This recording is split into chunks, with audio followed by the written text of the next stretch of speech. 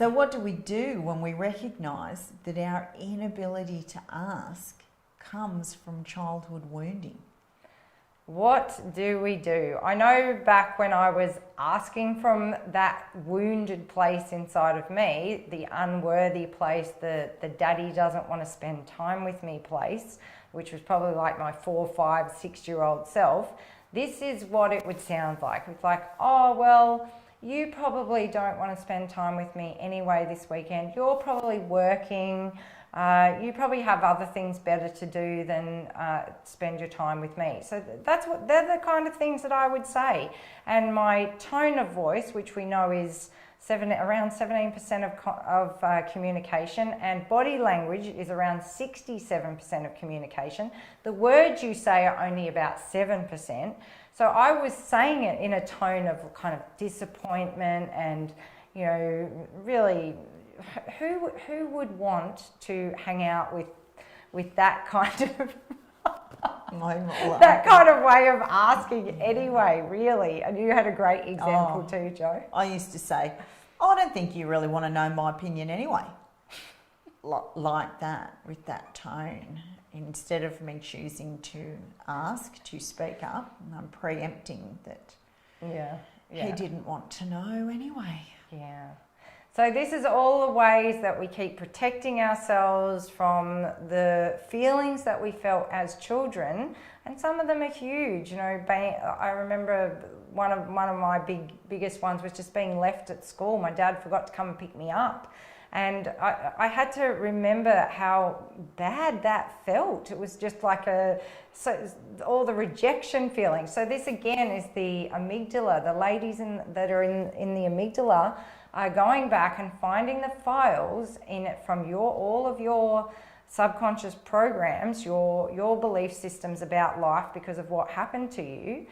And they're coming to the fore when you want something and you really want your husband. Like my husband really would have loved to take me out and go on a holiday. And if I'd asked for it, like to go away for a weekend, and I could ask it in a tone where I was like, oh, I'm so excited to go away with you this weekend, without all of the underlying childhood wound, he would have done it. But I had no idea how to do that back then. And I had to go and start addressing these childhood wounds to be able to speak up. Yeah. So how do we do that? How once we've recognised, what can we do so that we can speak up? Well, awareness again is the key here.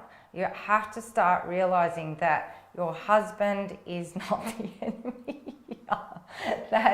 And giving him the benefit of the doubt, like not expecting him to behave like the people from your childhood behaved. And this goes wider to even to your boss and to anyone in your life. We tend to operate through our own map of the world. So if we felt like we got rejected a lot, especially when it's really important to us, so it's starting to see that about ourselves. Again, it's really going into ourselves and going, here I am again, operating from the wound and not operating from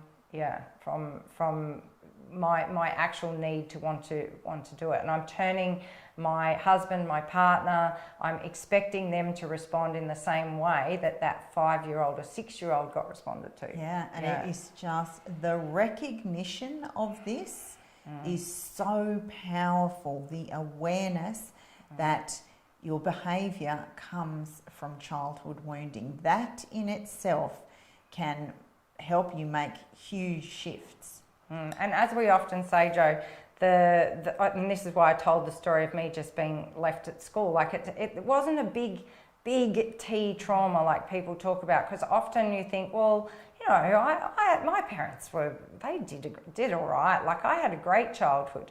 That often I have people say that to me, but there's no child that goes through their childhood not feeling some kind of rejection, some kind of disappointment, even when your parents were doing the best you could.